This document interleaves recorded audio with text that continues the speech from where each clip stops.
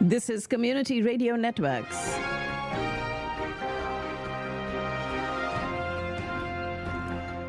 Welcome to the Ides of March. It is Friday, the 15th of March. We have all the information that you need to take on the day today.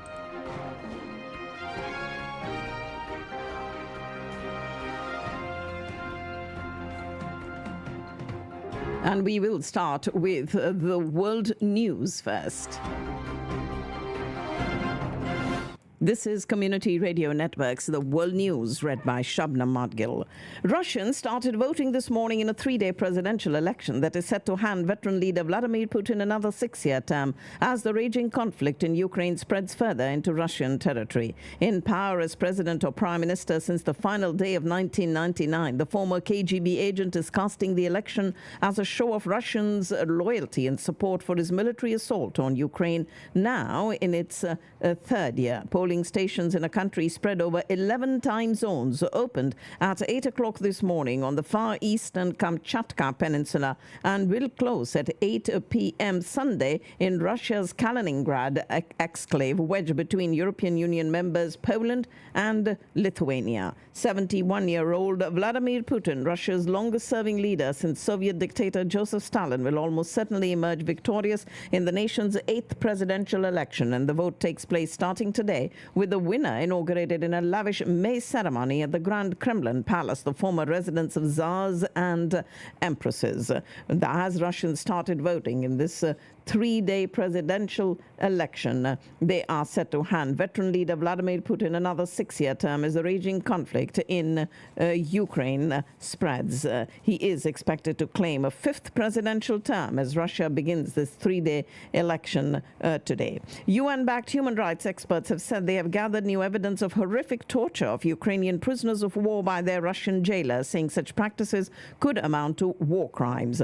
A senior Ukrainian intelligence official said that armed groups he described as Russians opposed to the Kremlin were pressing an incursion into Russian territory and had turned two border regions into active combat zones.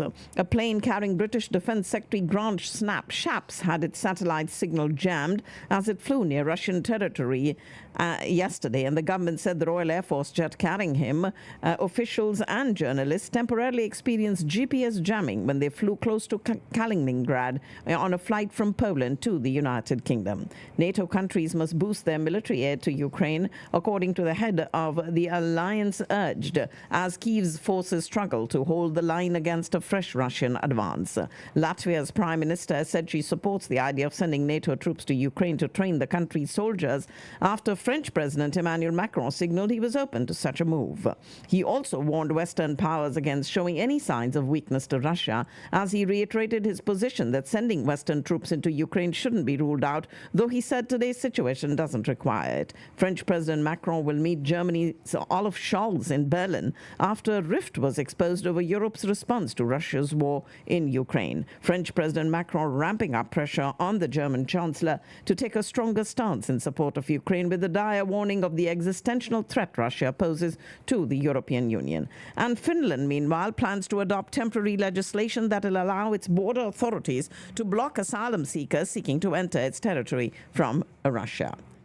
Starship, the world's most powerful rocket, flew further and faster than ever before during its third test flight, although it was eventually lost as it re-entered the atmosphere of the Indian Ocean. Liftoff from the company's star base in Boca Chica, Texas, yesterday, and this sleek mega rocket vital to NASA's plans for landing astronauts on the moon later this decade and Elon Musk's hopes of colonizing Mars someday. All eyes yesterday were on that launch after two prior attempts ended in spectacular explosions.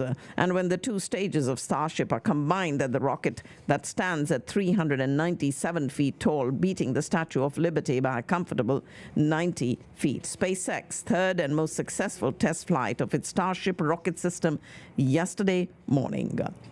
James Crumbley, the father of the teenager who killed 4 students at a Michigan high school in 2021, was found guilty of involuntary manslaughter in a trial that comes a month after the shooter's mother was convicted of the same charges. He was convicted of 4 counts of involuntary manslaughter, a charge that carries a maximum punishment of up to 15 years in prison, which would run concurrently. Jury deliberations that concluded yesterday came more than 2 years after his son, Ethan Crumbley, who was then 15 years old, used a Sig Sauer 9mm to kill 4 students and wound 6 students and a teacher at the Oxford High School. James Crumbley is set to be sentenced on the 9th of next month. His wife, Jennifer Crumbley, sentenced at the same date and time. He was shackled and escorted out of the courtroom after the verdict was read and affirmed by each juror. The Manhattan District Attorney's Office is willing to delay Donald Trump's criminal hush money trial for up to 30 days. The trial is currently scheduled to start on the 25th of this month. And for the second time this year, President Biden visited Michigan without any in-person meetings with members of its Arab American or Muslim communities as he faces protests at campaign events and at the ballot box over Israel's military action in Gaza. 2 people have died in a possible tornado that hit an Ohio mobile home, and significant injuries that were also reported and flattened buildings in the Indiana town as severe weather struck several states yesterday. And a taste of spring weather occurred across the northern parts of the DFW Metroplex last night. Terrible hail damage occurred in northern Tarrant, Denton, and Collin counties. Material things can be fixed and replaced, but it's the pain there that things will quiet down over the next several days, but we still have more rain in the forecast for the next couple of days. The United States circulated the final draft of a UN Security Council resolution late last night that would support international efforts to establish an immediate and sustained ceasefire in the Israel-Hamas war as part of a deal to release hostages taken captive during Hamas's surprise attack on southern Israel on the 7th of October. Senate Majority Leader Chuck Schumer's warning that Israel risks becoming a pariah and his call for new elections marked a momentous moment in modern U.S.-Israel relations. His rebuke of Prime Minister Benjamin Netanyahu contained extraordinarily strong language for a senior U.S. politician criticizing the Israeli government. It was all the more remarkable coming from the New York Democrat who has a long record of staunch support for the Jewish state.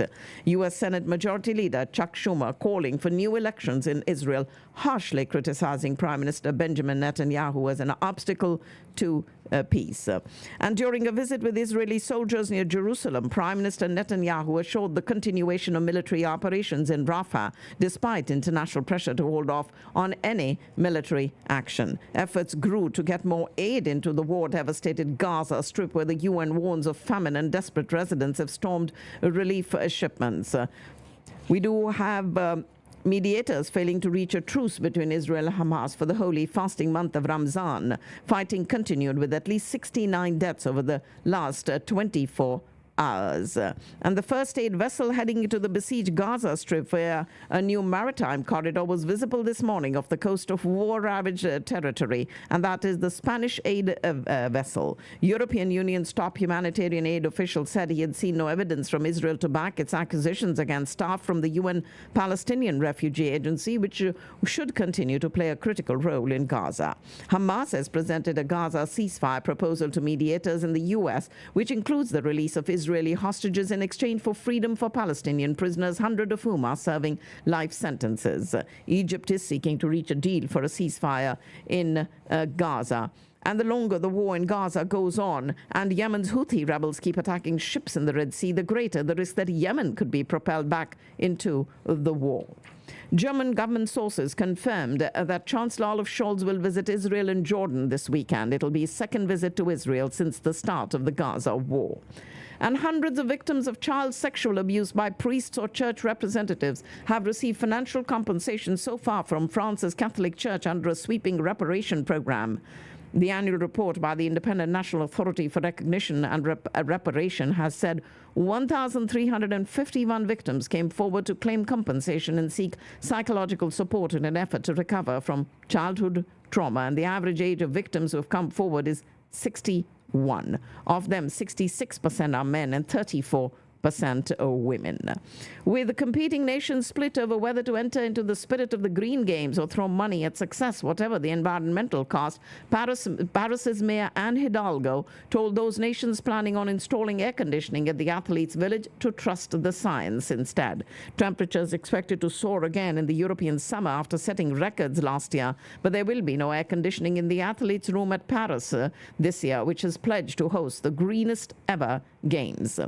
And at least 60 people died on a migrant boat that lost power as it tried to reach Europe from Libya. Survivors report that at least 60 people died en route, including women and at least one child. Among them, there are 25 from a boat that survivors had set off from Zawiya in Libya. Last year, 3,105 migrants died or were reported missing attempting to cross the Mediterranean to Europe. Valencia has long been one of Spain's sunniest cities thanks to its prime location on the Mediterranean, and now it can also claim to be the most sustainable after winning the coveted Green Capital of Europe title. Major internet disruptions have been reported in various countries across Africa. Widespread outages reported in countries including South Africa, Nigeria, Ivory Coast, Liberia, Ghana, and Burkina Faso. And Nigeria's leader has ruled out the payment of ransoms for nearly 300 school children abducted from their school in the conflict-hit north a week ago, raising questions about how best to rescue the children without hurting them. A self-proclaimed apostolic prophet who kept 251 children on his property has been charged with exploiting minors. And South Africa's threat to arrest its own citizens who serve in the Israel Defense Forces is raising legal, moral, and strategic questions for a military that relies heavily on foreign-born troops to fill its ranks. You're listening to the World News on Community Radio Networks. And China has slammed U.S. House vote on a bill that would ban TikTok unless it splits from its Chinese owner. The company termed it as Washington's bandit mentality. Japan's ruling parties agreed to allow exports of a next-generation fighter jet the country is developing with two European partners. A coalition lawmaker further easing Tokyo's restrictions on selling weapons abroad. Actor Oh Young-soo, who won a Golden Globe Award for his performance in Squid Game, has been found guilty in the indecent assault case. According to the New York Times, the verdict was issued by a district court judge located southeast of Seoul, wherein he was found guilty of inappropriately hugging an actress as well as holding a hand and kissing her cheek in 2017. Ahika Mukherjee and Surita Mukherjee made history at the Asian Games as the first Indian women's doubles pair in table tennis to win a medal. They secured the bronze by defeating the Chinese pair of Chen Meng and Wang Yidi, who were ranked as the world number 2 and 4 respectively.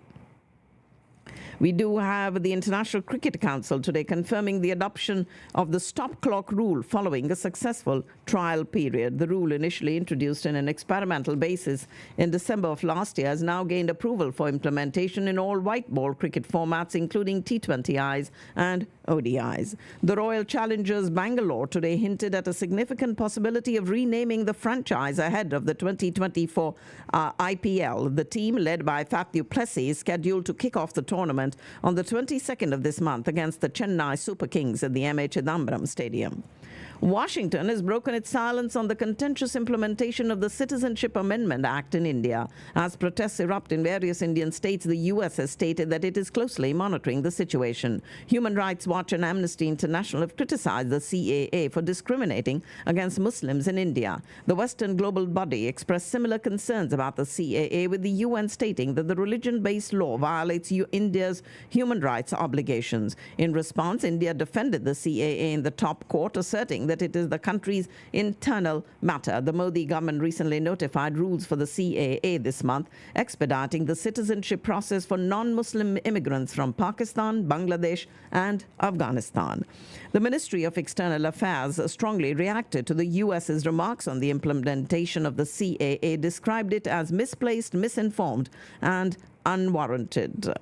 India is all set to acquire 31 MQ-9B Predator drones from America's General Atomics. The U.S. State Department gives the final letter of acceptance to India for that acquisition. The letter was valued at almost $4 billion sent to the Defense Ministry, and the letter of acceptance there, despite rumors of the U.S. holding up the deal due to the Pannu killing row. The Election Commission of India will announce the schedule of the Lok Sabha elections tomorrow, and the Election Commission should play its role in restoring democracy in Jammu and Kashmir and announce dates for both Parliament as well as Assembly polls in the Union Territory, according to National Conference Vice President Omar Abdullah this morning. The Rouse Avenue Court reserved an order on the stay of summons issued to Delhi Chief Minister Arvind Kejriwal on complaints filed by the Enforcement Directorate. And the Delhi High Court today directed the Tihar Jail authorities to unlock accused Aftab Poonawalla for 8 hours during the time and lodge him in a solitary cell at the night. He's presently lodged in the Tihar jail for allegedly killing his live-in partner Shraddha Walkar, a 27-year-old woman in Delhi, in 2022. Today, it was reported that Amitabh Bachchan has been hospitalized and he underwent an angioplasty. The actor was admitted to the Kokilaben Ambani Hospital in suburban Mumbai. However, the angioplasty was not done on his heart, but on a clot in his leg. He was said that several fans were worried and have poured in recovery wishes, but he did tweet that he was well. Chief Election Commissioner Sikandar Sultan Raja has left for Russia as a foreign observer of the upcoming presidential elections from Pakistan. PTI leader Asad Qaisar said his party would merge with the Sunni Ittihad Council if the Election Commission of Pakistan accepted its recent intra-party polls and returned its electoral symbol of the bat. PTI leader Barrister Gohar Khan has announced the party will hold a rally, and that will be on the 23rd of this month, Pakistan Day, to protest against its stolen electoral mandate. PTI leader Sher Afzal Marwat confirmed the Islamabad High Court's decision to allow online interactions with Imran Khan, who is currently incarcerated at the Adiala jail following a 2-week ban imposed on all public meetings at the facility earlier this week. A PTI leader has told media outside the Islamabad High Court that he has challenged a British-era law that restricts political discussions in jail. PTI's core committee has barred party leaders from taking part in political talk shows hosted by 5 news anchors belonging to 4 different media channels in the country. PTI's Central Media Department party leaders have been instructed to boycott the Kamran Shahid Dunia News off the front, Adil Shahzab's Dawn News Live with Adil Shahzab, Munib Farouk's Sama TV, and Shahzab Khanzada Geo News. Also, Salim Safi's Geo News. Inaugurating the first tree planting drive since his re-election, Prime Minister Shehbaz Sharif has urged the nation to take part in such campaigns. Punjab Chief Minister Mariam Nawaz has said that an air ambulance service will be launched soon in the province. Another top performance from Usama Mir and a comfortable half-century from youngster Yasir Khan grabbed victory for the Multan Sultans against Peshawar Zalmi in the qualifier round of the Pakistan Super League 9. Ladies and gentlemen, that's all I have in the world news for you this morning. It is the Ides of March, Friday, the 15th of March, and I do have your financial news coming up for you very shortly. Stay with us right here on Community Radio Networks.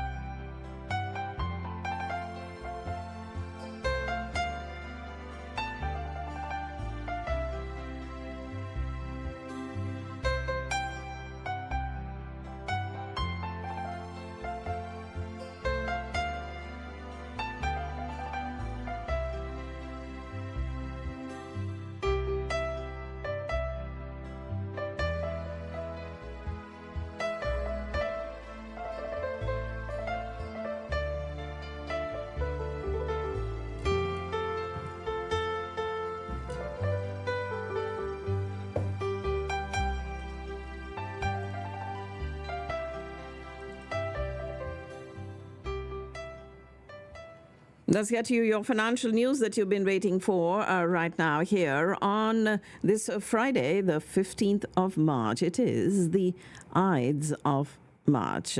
And thank you very much for tuning in and getting all this information as we get you ready to take on the day today. We have the Indian rupee at 82.89. Foreign currency exchange rates here. The Pakistani rupee at 279.40. The formation of the new government and positive signals from the International Monetary Fund have brought down the dollar to a 5-month low against the Pakistani rupee, reflecting a growing confidence in the stability of the exchange rate.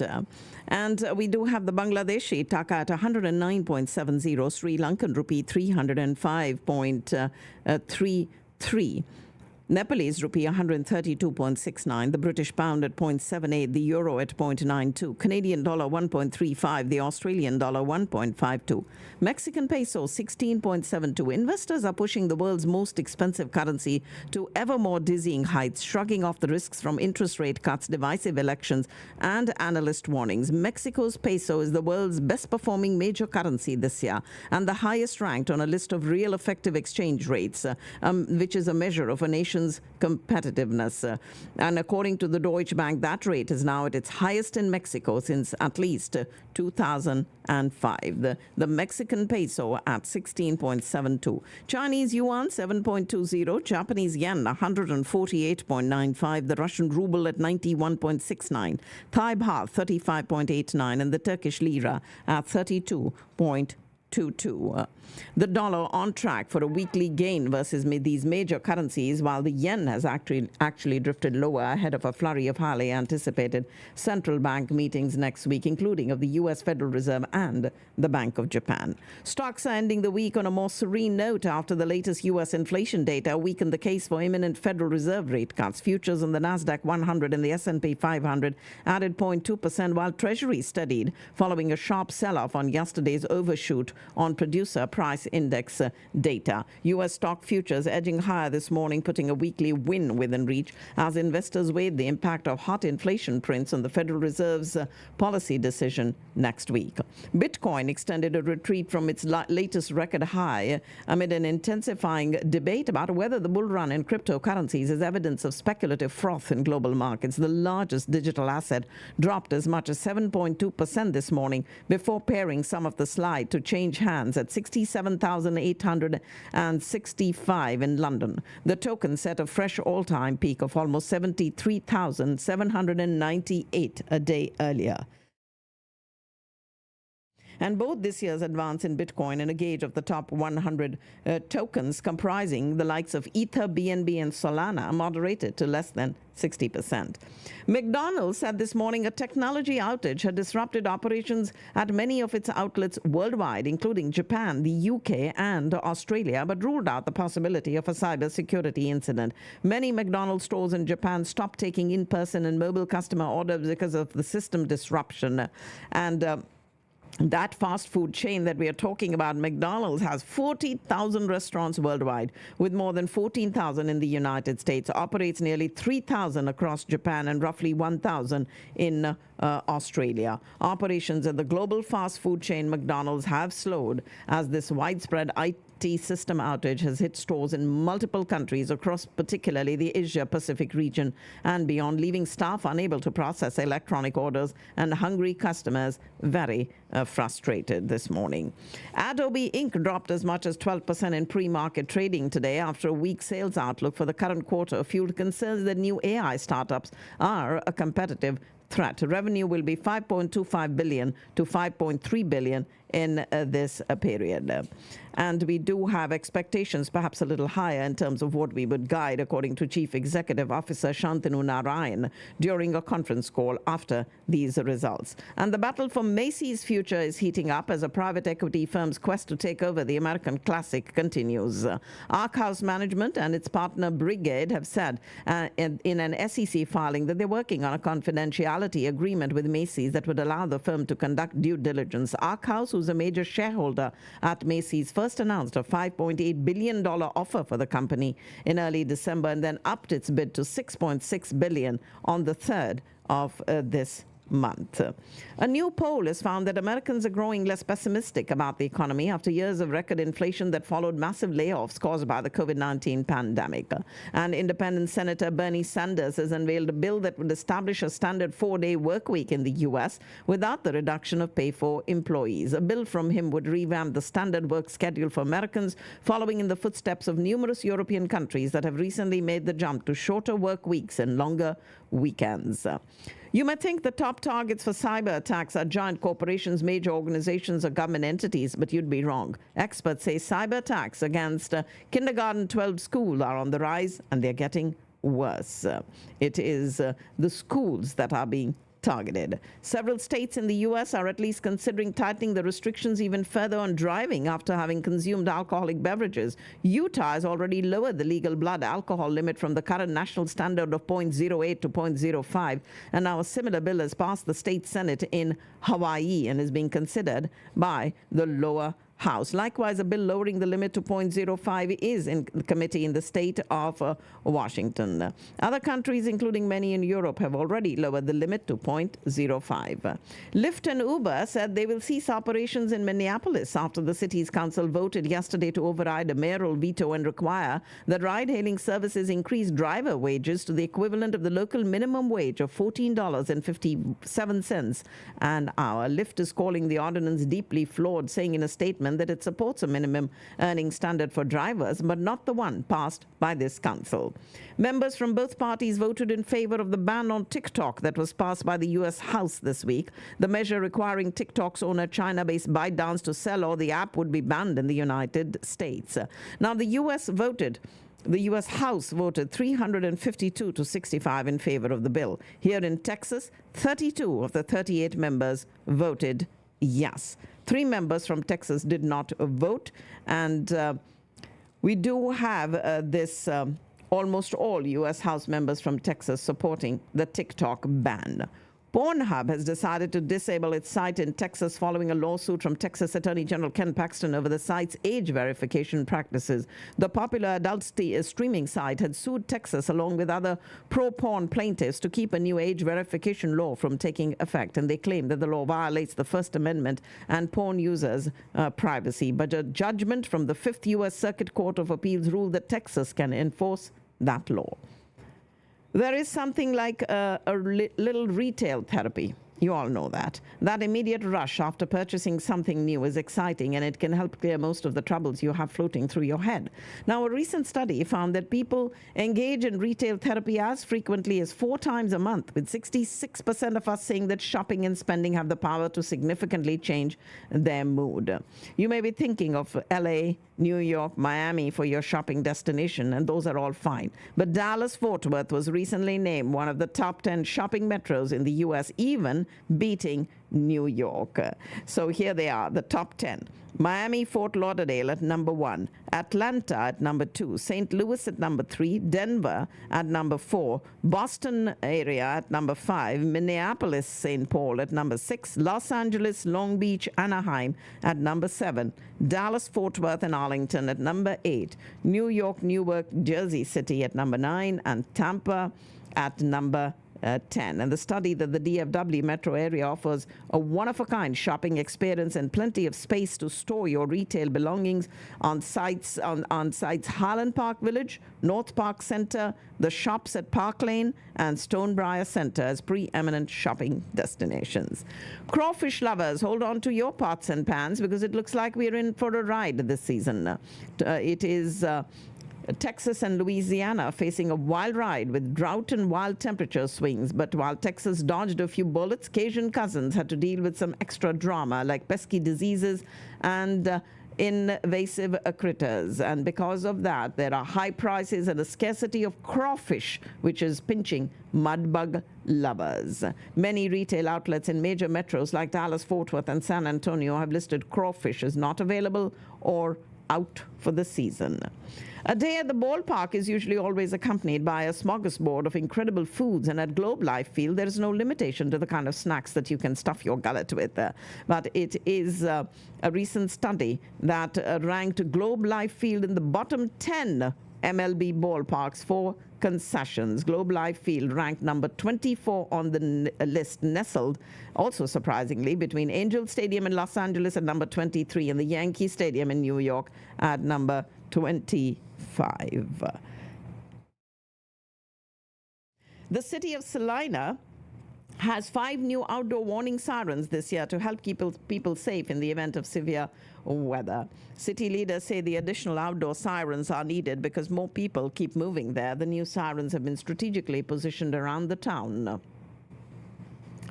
The world's southernmost post office is seeking 3 employees to spend 4 months sorting mail and counting penguins at Antarctica's Penguin Post Office. UK Antarctic Heritage Trust, the organization that runs the so-called Penguin Post Office at Britain's Port Lockroy base, said it is seeking 3 people to staff the post office from November of this year until March of 25. The workers' duties will include sorting through letters and postcards, selling postage stamps, running a small gift shop, and keeping count of Port Lockroy's colony of about 1,500 Gentoo penguins. Now, the available positions are base leader, general assistant, and shop manager, and applicants must be residents of the UK and must be prepared to bunk with 5 other people, go long stretches without phone or internet access, and make do without running water for the duration of their stay. France's lower house of parliament approved a bill seeking penalties on ultra-fast fashion products sold by companies like China's Shein, aimed at helping to offset their environment impact, and the bill calls for gradually increasing penalties for up to €10 per individual item of clothing by the year 2030, as well for a ban on advertising for such products. The popularity of fashion retailers Shein and Temu, which scaled up orders based on demand thanks to ultra-flexible supply chains and have disrupted the retail sector, while established players like Zara and H&M continue to largely rely on predicting shoppers' preferences. Japan's biggest companies agreed to raise wages by 5.28% for this year, the heftiest pay hikes in 33 years. The country's largest union group said that, reinforcing views that the country's central bank will soon shift away from a decade-long stimulus program. Indian tech firm Think and Learn Private must freeze $533 million to protect the money for disgruntled lenders who claim the cash should only be used to pay them. This decision by the U.S. bankruptcy judge John Dorsey was a mixed victory for lenders, and that is Baiju's case. Dorsey's order aiming at Riju Ravindran, one of the company's directors and brother of founder Baiju Ravindran. U.S. semiconductor major Qualcomm holding discussions with the Adani Group in 5G, broadband, and semiconductor sectors. Qualcomm president and CEO Cristiano Amon told reporters in Chennai that they were excited about the digital transformation happening in India. The government in India has today announced a new scheme for EVs with an aim to make India a manufacturing hub for electric vehicles. And this is a boost for Elon Musk's Tesla, as also Indian tourists who used to flock to the Maldives are now shunning the island nation, and its tourism industry is already feeling the pinch of declined revenue, prompting calls for mending the fence with New Delhi. India has slipped to 6th position this year compared to being a topper in visitor numbers last year, prompting voices from the local tourism industry to flag the danger for the tourism-independent economy of the archipelago country in the Indian Ocean. A full-blown backlash was directed at the Maldives following derogatory remarks against India and Prime Minister Modi on social media by 3 Maldivian officials, after Prime Minister Modi posted photos and video of the pristine Lakshadweep Islands on India's west coast. Walt Disney-owned Star India has started arbitration proceedings against Zee Entertainment Enterprises for alleged non-compliance with the terms of a cricket broadcasting agreement. Under the August 22 agreement, Star India was to license television broadcasting rights for the International Cricket Council events to Zee for 4 years, starting this year. Zee, however, quit the $1.4 billion deal after missing its first $200 million payment, saying it was not in a position to pay. Instead, Zee believes Star India breached the agreement and has sought $8.3 million. Japanese arch-rivals Nissan and Honda said they were exploring a strategic partnership in electric vehicles to face up to a once-in-a-century upheaval in the car industry. And Indian stock markets, BSE, Sensex, and Nifty 50 traded in the negative territory today following the trend of global markets amid concerns about future interest rate changes in the U.S. Sensex has dropped and also small and mid-cap stocks, which are more focused on the domestic market, showed slight gains early in the trading session today. Shares of PTM's parent company, 197 Communication, hit upper circuit following National Payments Corporation of India approval to join UPI as a third-party application provider under a multi-bank model. The shares witnessed a significant jump of 5% on the Bombay Stock Exchange today.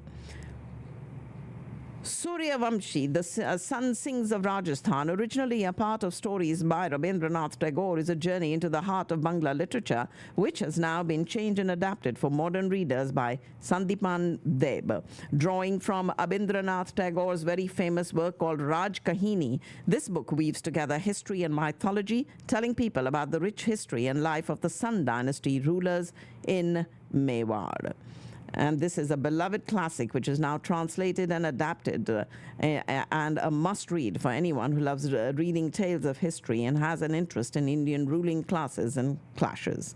The Finance Ministry in Islamabad and a delegation of the International Monetary Fund kicked off the second and last review of Pakistan's $3 billion standby arrangement with the body. Iranian Ambassador Dr. Reza Amiri Mughadam has said that a free trade agreement is likely to be finalized in the upcoming visit of the Iranian President Ibrahim Raisi to Pakistan. In an attempt to stabilize the nation's faltering economy, the newly elected government has embarked on crafting a detailed 5-year strategy aimed at rejuvenating key economic sectors. Securities and Exchange Commission of Pakistan has introduced amendments to the company's regulations, simplifying the right issuance process with single standardized disclosure and reporting requirements applicable for all right issues regardless of the issue size.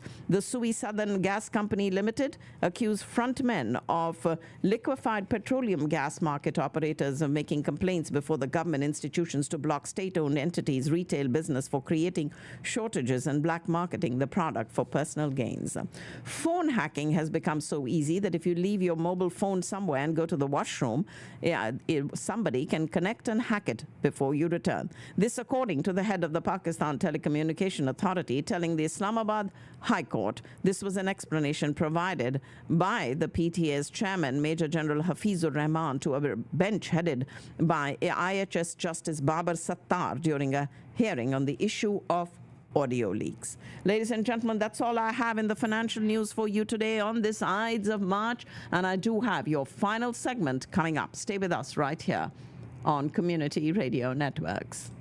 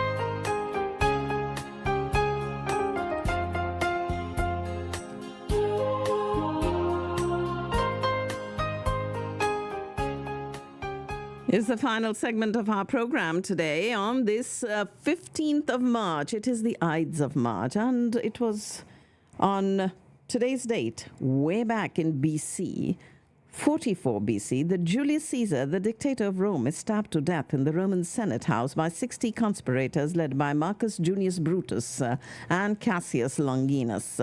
And the day became infamous as the Ides of March. Julius Caesar, who was he was born into the July, an ancient but not particularly distinguished Roman aristocratic family, began his political career as a prosecutor for the anti-patrician Popular Party and won influence in the party for his reformist ideas and oratorical skills, and aided Roman imperial efforts by raising a private army to combat the king of Pontus. He was an ally of Pompey, the recognized head of the Popular Party, and essentially took over his position after Pompey left Rome to become commander of the Roman forces in the east. And it was on today's date, which is the 15th of March in 44 BC, that he was stabbed to death. And because of that assassination, and because he had been forewarned by a soothsayer who told him to beware the Ides of March. That today's date is known as the Ides of March. As part of the Missouri Compromise between the North and South Maine, it is the state that is admitted into the Union as the 23rd state, and that happened on today's date in 1820. Administered as a province of Massachusetts, the entrance of Maine as a free state was agreed to by Southern senators in exchange for the entrance of Missouri as a slave state. And 90% of Maine still covered by forests and known as the Pine Tree State, and it is the most sparsely populated state east of the Mississippi River. And on the 15th of March in 1869, Cincinnati attorney Aaron Champion hires former cricket player Harry Wright to organize, manage, and play for the Cincinnati Red Stockings, who became the first professional baseball team. The organization of the club comes shortly after the National Association of Baseball Players, which had previously banned the payment of players, allows open professionalism after the close of the 1868 session.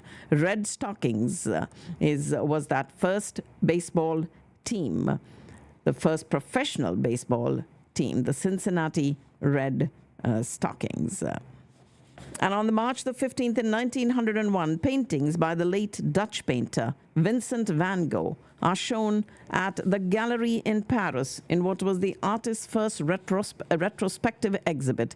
The 71 paintings, which captured their subjects in bold brushstrokes and expressive colors, caused a sensation across the art world. 11 years before, while living outside of Paris, Van Gogh had died by suicide without any notion that his work was destined to win acclaim beyond his wildest dreams. In his lifetime, he had sold only one painting.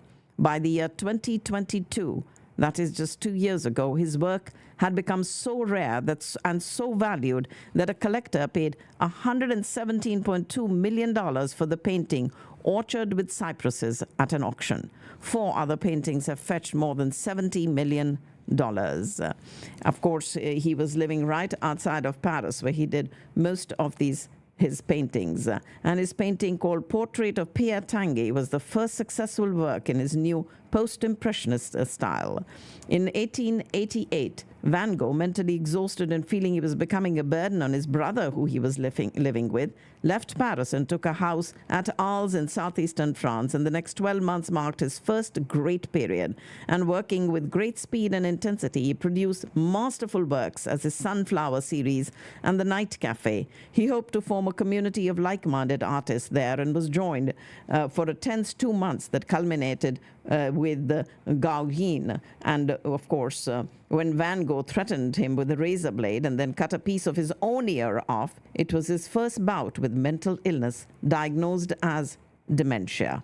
Van Gogh spent 2 weeks at the Arles Hospital and checked himself into the asylum there, stayed there for 12 months and continued to work between recurrent attacks. And one of his great paintings from this period was the swirling visionary Starry Night. Left the asylum and visited his brother in Paris before going to live with Paul Ferdinand Gachet, a homeopathic doctor and friend of Pissarro, at Auvers-sur-Oise, and he worked enthusiastically for several months, but his mental and emotional state soon deteriorated, and he felt he was a burden, and it was he who shot himself and died 2 days later in the arms of his brother. He had exhibited a few canvases at the Salon des Independents in Paris and in Brussels, and after his death, both salons showed small commemorative exhibits of his work.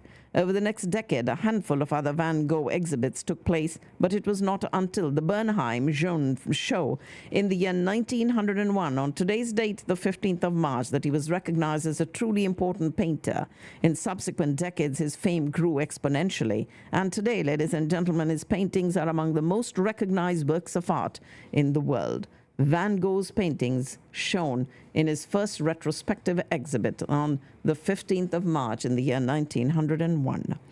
During the February Revolution, Tsar Nicholas II, the ruler of Russia since 1894, is forced to abdicate the throne by the Petrograd insurgents, and a provincial government is installed in his palace. He was neither trained nor inclined to rule, which did not help the autocracy he sought to preserve in an era desperate for change. The disastrous outcome of the Russo-Japanese War led to the Russian Revolution of 1905, which the Tsar diffused only after signing a manifesto promising representative government and basic civil liberties in Russia. However, Nicholas soon retracted most of these concessions, and the Bolsheviks and other revolutionary groups won wide support. In 1914, he led his country into another costly war, and discontent in Russia grew as food became scarce and soldiers became war-weary, and devastating defeats on the Eastern Front demonstrated the Tsar's ineffectual leadership.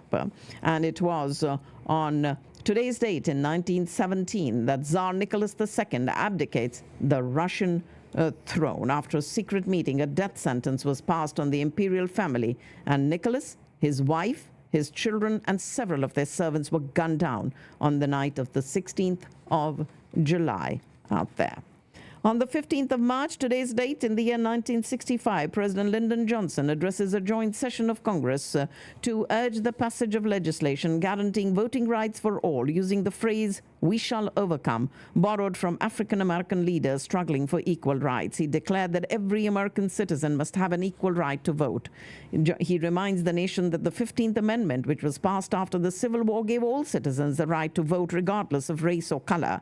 But states had defied the Constitution and erected barriers. Discrimination had taken the form of literacy, knowledge, or character tests administered solely to African Americans to keep them from registering to vote. Their cause must be our cause too, he said, because it is not just them, but really it is all of us who must overcome the crippling legacy of bigotry and injustice, and we shall overcome. His speech the speech was delivered 8 days after the violence had erupted in Selma, Alabama, and civil rights leader John Lewis and over 500 peaceful marchers were attacked while planning a march from Selma to Montgomery to register African Americans to vote. And a second attempt to march to Montgomery was also blocked by police. Violence continued. Just after the march was successfully completed, 4 Klansmen shot and killed Detroit homemaker Viola Luiso as she drove marchers back to Selma. And it is in 1970 that President Richard Nixon extended the provisions of the Voting Rights Act and lowered the eligible voting age for all voters to 18. But it was in 1965, 5 years earlier, on today's date, that President Lyndon B. Johnson addressed a joint session of Congress to urge the passage of legislation guaranteeing voting rights for all.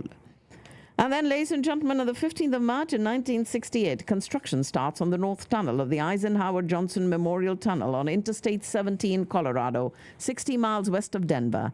Located at an elevation of more than 11,000 feet, this project was an engineering marvel and became the world's highest vehicular tunnel when it was completed in 1979. 4 months after opening, 1 million vehicles had passed through the tunnel, and today some 10 million vehicles drive through it every year. Construction started there on today's date in 1968. We do have, on the afternoon of the 15th of March in 2019, a gunman attacked 2 different mosques in Christchurch, New Zealand during Friday prayers, killing 51, wounding 40, and deeply scarring a nation that had until this point believed itself to be safe from the scourges of gun violence and far-right terrorism. It was one of the darkest and deadliest days in New Zealand's history.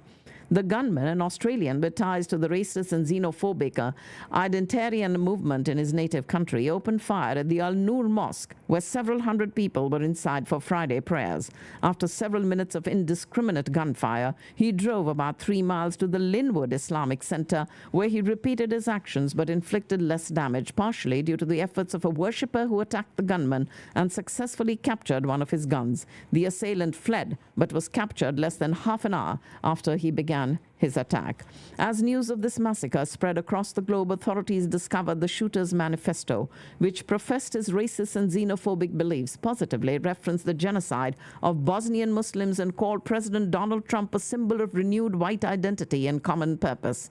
In contrast to the U.S., where mass shootings have become common, the incident was the first mass shooting in New Zealand since 1997. Also, in contrast to the U.S., the government of New Zealand vowed to implement new laws that would help prevent such a stunning act of violence from occurring again.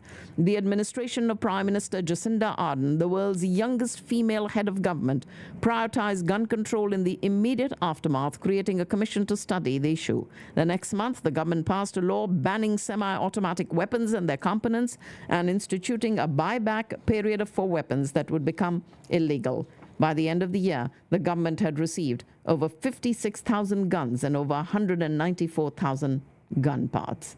But it was that afternoon of the 15th of March in 2019 that this gunman attacked 2 different mosques in Christchurch, New Zealand during Friday prayers. It is a Friday today also, the 15th of March. The Ides of March, and our temperatures will remain in the low 60s all day long. It'll be a cool day with lighter winds after the devastating weather that we've had last night that caused a tornado and many other storms.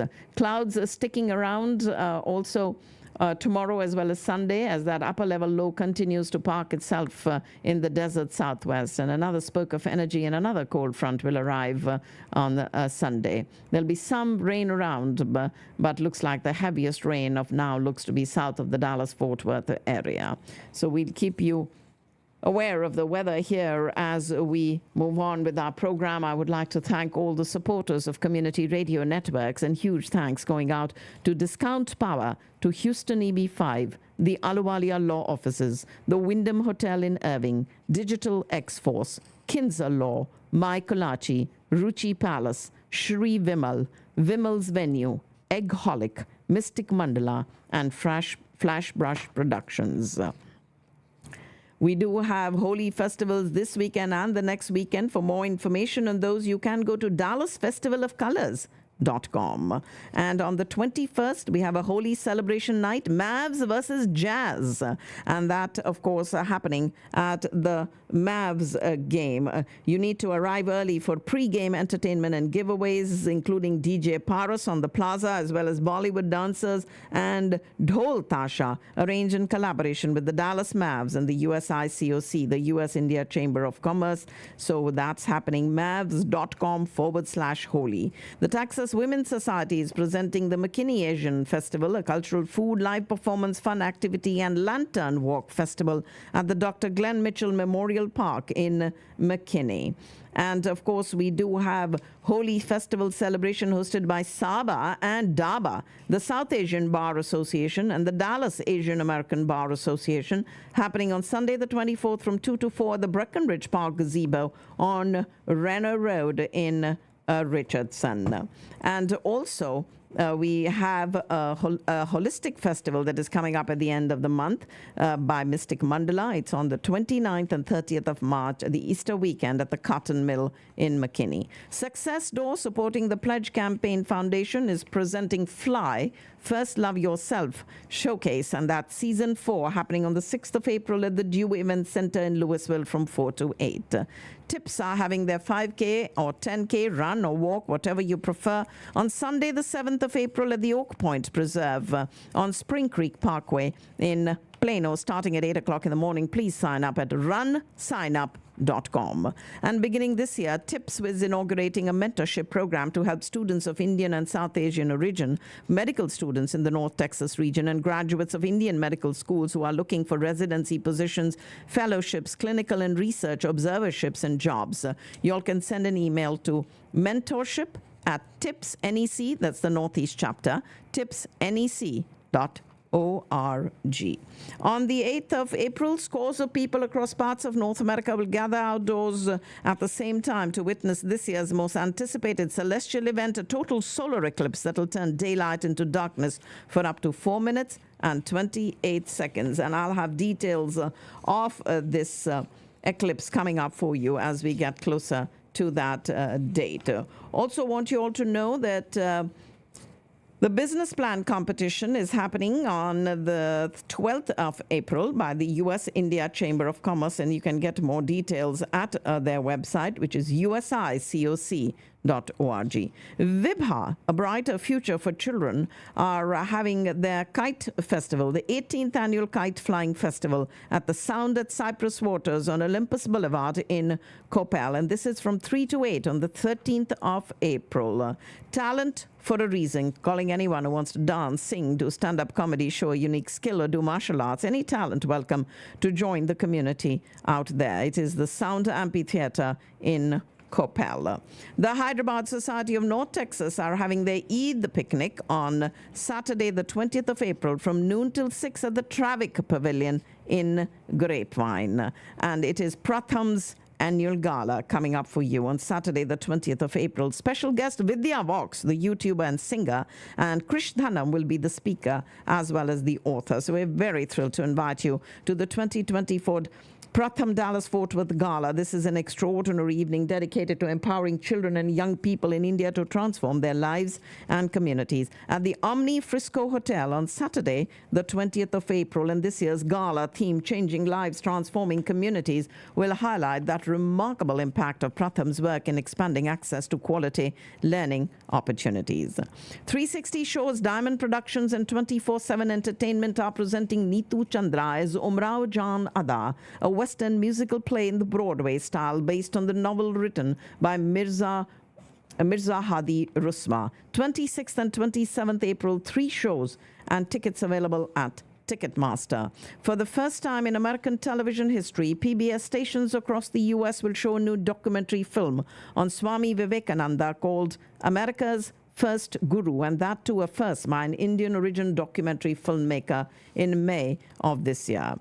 And again, we'll have more details of all these coming up for you. Badshah, the Pagal Tour, is coming to the Curtis Culwell Center on the 14th of June.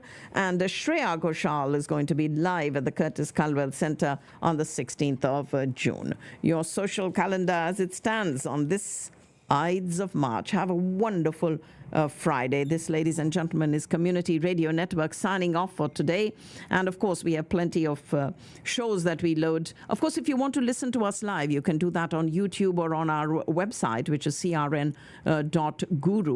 And after the show is over, it is posted on 15 different websites as well as platforms. Wherever you see your podcasts, you can go ahead and tune into Community Radio Networks. My program is called Take on the Day with Shabnam Madgil, and if you highlight world news, you should be able to find that for you. And those of you who'd like to reach me directly, my number is 214-675-1754.